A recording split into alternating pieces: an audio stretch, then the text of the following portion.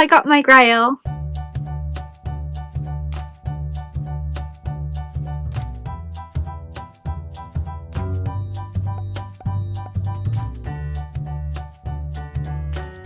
Friends, welcome back to my channel, or if you're new here, my name is Lizzie and I'm a Disney plush collector from the UK. So happy Tuesday! Today is actually my mum's birthday, so go and wish her happy birthday in the comments. I thought I would do this video today as I basically wouldn't have this plush if it wasn't for my mum, and you'll find out why when I get into it. But I got my grail plush, and if you've been following me since 2019, or even if you haven't, you'll know how much I love it because it's actually in the intro of these videos and has been since about 2020 I think. But it has been my grail to own the Tokyo Disneyland Soleil since I saw it in May 2019 on my trip. It's going to be very difficult to film this video. I've got you quite far away, like I did when I did the Winnie the Pooh XL plush, and if you didn't see that video, I will leave a card up above because I had to move myself back for that as well to get him in the frame. But I'm going to talk a little bit about how I got him and why I didn't get him at the time, and then I will show him to you. So one of my followers, Kate, sent me a message on Saturday the 25th of May and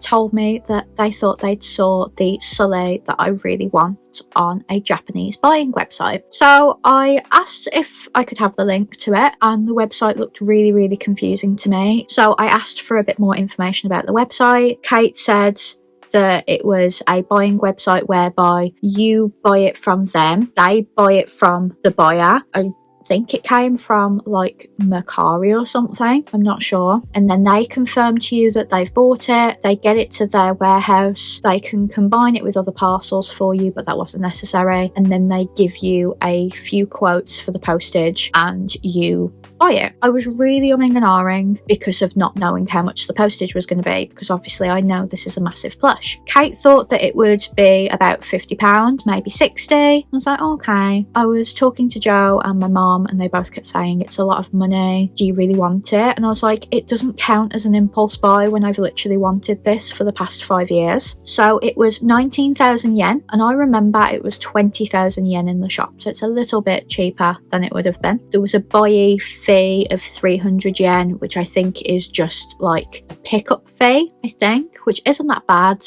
considering that sometimes places will put like a standard £10 on top, and this and the other fee I had to pay just came to £10. So then there are plan fees. I went with the standard plan. There's a light plan that's 0 yen, but mine was 500 yen. Then there was inspection only, which is 300 yen, and insured delivery only, which is 500 yen. So I asked Kate about all these plans, and basically it's just the protection that you want. Like if it gets lost in transit, you get the money back. So I went with the standard plan because it was the exact same amount of money as the insured delivery only, because I think the standard would then include the inspection plan. So altogether, before postage, this Soleil cost me £105.34. Now, I remember when I was in Japan, and it was either 20,000 yen or 25,000 yen. Either way, it was over £100, and I didn't have £100. I should have just asked my mum or Joe if they could buy it for me, and I would pay them back when I got paid. But there was also the added worry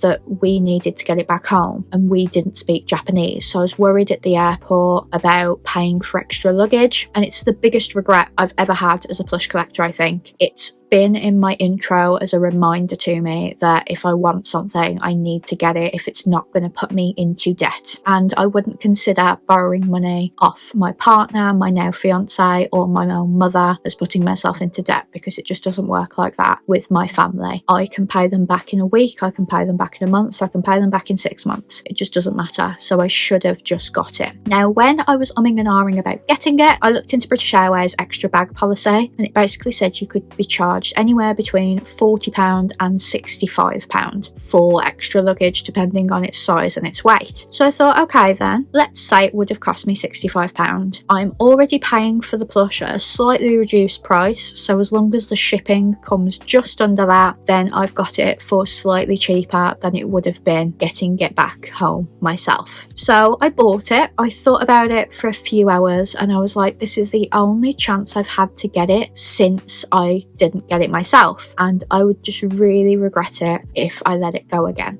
because it's just never came up anywhere. I was obviously talking to someone who had used buyee before, a couple of times actually, I think. So it wasn't a scam website or anything. I had recommendation from someone that it was going to be okay. I was just nervous about the postage. So timeline wise, I bought it on the 25th of May. On Sunday the 26th of May, they let me know that they had bought it successfully. So I give them the money, they buy it off the other website, and then they get it to their warehouse, which they did on the 29th of May. And immediately then they weigh it and put it in a box, and they give me options for postage. So I went with not the cheapest, but the recommended one, because the cheapest was like ground mail, and I think it would have gone on a boat. I went for the cheapest one that went by plane, and I think it said it could take 4 to 10 days. Now, I paid for that £105 using my savings because I didn't get paid until the 28th. And when I was talking to my mom, she said she would pay the postage when it came. So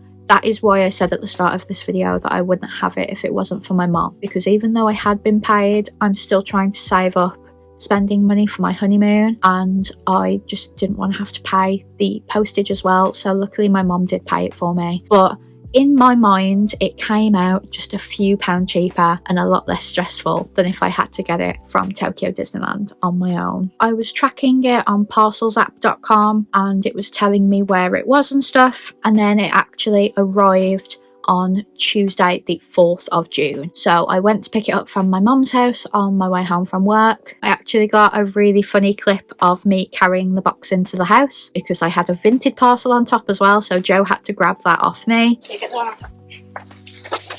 And it basically just about fit on my passenger seat. It wouldn't have fit in the boot. I wouldn't have been able to get it on the back seat because of all my mini plushes. And if you haven't seen my car, I will leave a card up above to my latest video about my car. It was really difficult to drive home with this massive box in my passenger. And then I did film a video for Instagram and TikTok about it. I have put some of the clips in here, but if you would like to hear me talking about it, I will leave a card up above to the unboxing short as well. I was a bit apprehensive about posting it on here in case nobody watched this video, but honestly, repurposing content has been the best thing I've ever done for Instagram and YouTube, because you don't always reach the same people. So if I have any advice to anyone watching, repurpose your content.